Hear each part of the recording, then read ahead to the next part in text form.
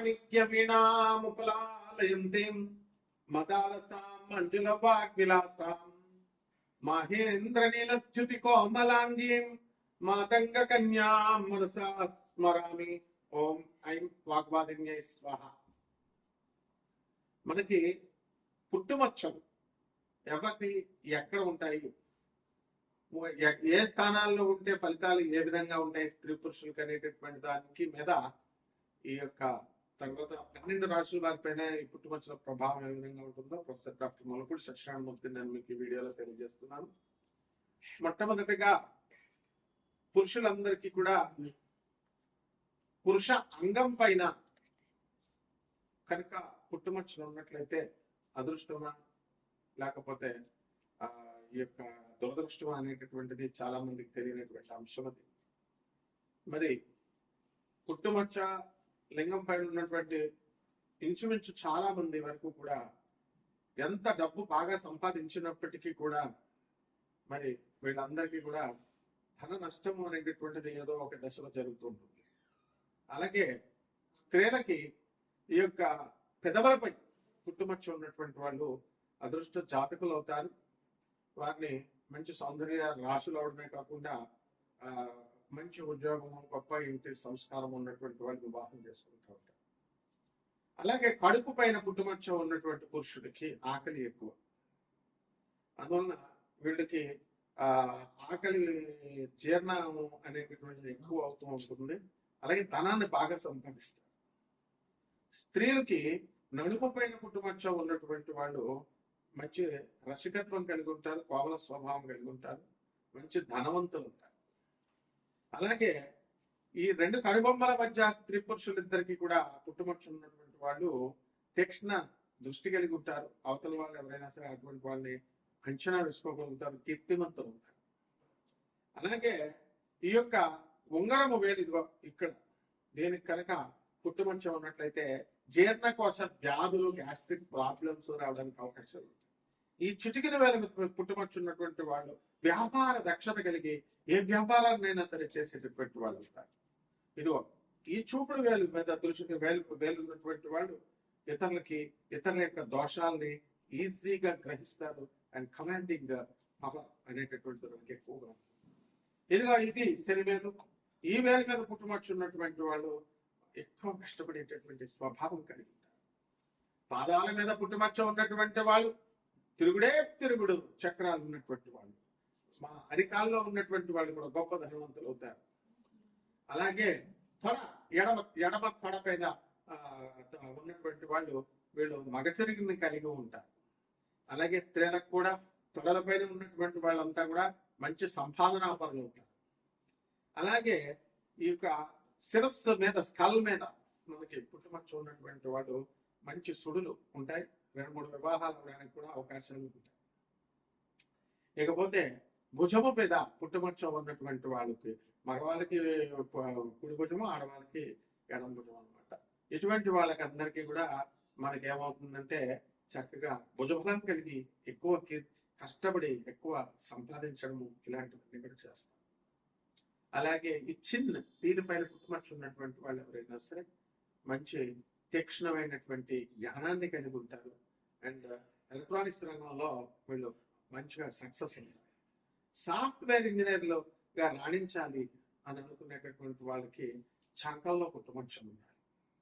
అలాగే డాక్టర్లుగా మరి ఇటువంటి వాళ్ళంతా కూడా వీళ్ళు అవ్వాలి అని అంటే కనుక మంచి కీర్తి ప్రతిష్టలు రావాలి అంటే మోచేతుల పైన, మోకాల పైన. అలాగే మనకి ఇక్కడ కాయలాగా ఉంటుంది పుట్టుమచ్చ, కాయలాగా మంచి వ్యాపార దక్షత కలిగి మంచి బిజినెస్ మ్యాన్లుగా మంచిగా మారడానికి అవకాశం ఉంది. ఆ విధంగా ఈ యొక్క లెగ్స్, మోకాల క్రింద ఉన్నటువంటి కాళ్ళ పైన పుట్టుమచ్చ, మనం మోకాల మీద పుట్టుమచ్చ ఉన్నటువంటి వాళ్ళు చాలా మెకానికల్ ఇంజనీర్స్ గా, తర్వాత చక్కగా ఈ యొక్క ఇండస్ట్రీస్, ఐరన్ సంబంధమైనటువంటి ఇండస్ట్రీస్ నడపడానికి మంచి దక్షత కలిగి ఉంటారు. అలా మనకి ఈ యొక్క పుట్టుమచ్చలు అనేటటువంటివి మనం ఏమనుకుంటాం అంటే బ్లడ్ క్లాట్ అయ్యి ఇవన్నీ ఏర్పడ్డాయేమో అనేటటువంటి వాదన మనకి బాగా చదువుకున్నటువంటి వాళ్ళు ఉంటారు, వాళ్ళు అంటూ ఉంటారు కానీ అవన్నీ ఏం కాదు. పుట్టుమచ్చలు అనేటటువంటి వాళ్ళు పుడతారు, ఆయన మారిపోతాయి, మోల్స్ చేంజ్ అవుతూ ఉంటాయి కూడా. ఇప్పుడు నాకు చిన్నప్పుడు ఇక్కడ చెస్ట్ మీద ఉండేది పుట్టుమచ్చు, అది మాయమైపోయింది. అలాగే చేతికి ఇక్కడ మధ్యలో ఉండేది నాకు పుట్టుమచ్చ, అది ఇప్పుడు పోయింది. అంటే మార్పు వస్తూ ఉంటుంది అనమాట. సో నా 10th క్లాస్ సర్టిఫికేట్స్ మీద ఇక్కడే ఉంటుంది. సో ఈ విధంగా మనకి పుట్టుమచ్చలు అనేటటువంటివి మీకు అదృష్టం వచ్చేటప్పుడు బాగా పెరుగుతూ ఉంటాయి, అలాగే దురదృష్టం వచ్చేటప్పుడు కొన్ని మాయమైపోతూ ఉంటాయి, కొన్ని కొత్తగా పుడతా ఉంటాయి. అందువల్ల మనము ముక్కు మీద పుట్టుమచ్చ ఉన్నటువంటి వాళ్ళు తీవ్ర కోపులే, వాళ్ళు దురుసు స్వభావంతో ఉంటారు. నాలుక మీద పుట్టుమచ్చ ఉన్నటువంటి వాళ్ళు ఏదంటే అది జరుగుతుంది అంటారు.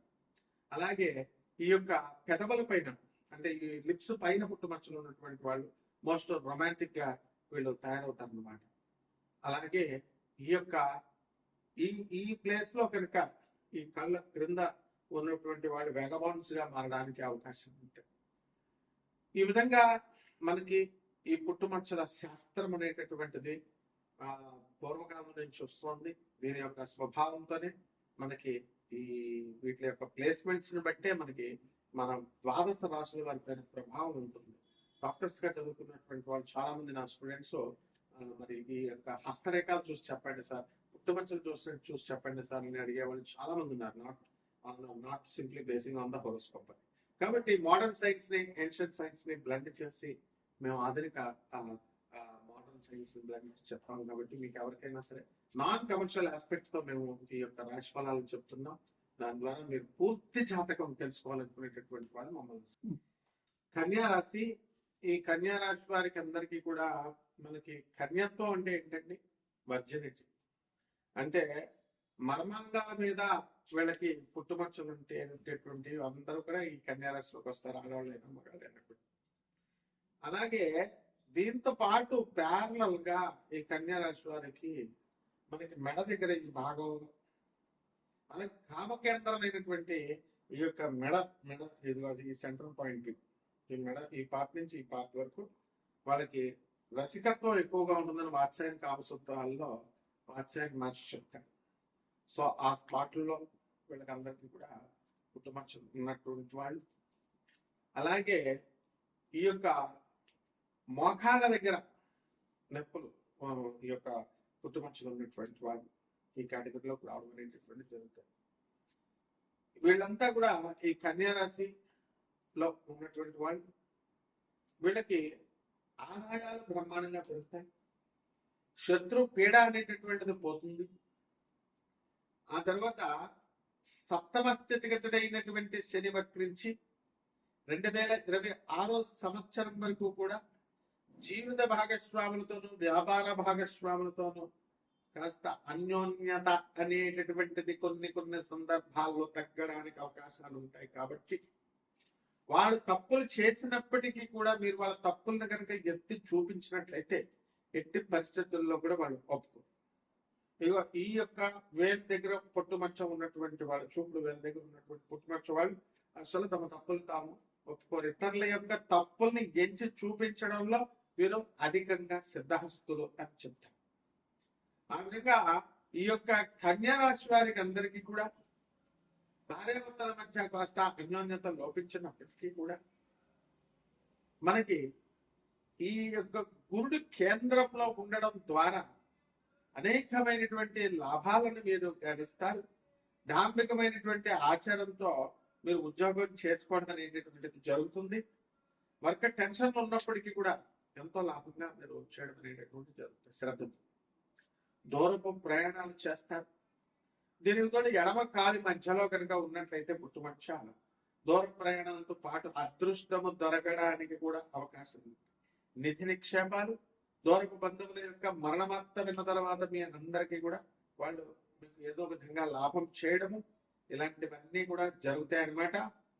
కాబట్టి జుట్టు పైన స్కల్ పైన కూడా పుట్టుమచ్చ కనుక ఉన్నట్లయితే ద మోస్ట్ అదృష్టవంతులుగా మీరు పరిణమించడం అనేటటువంటి జరుగుతుంది.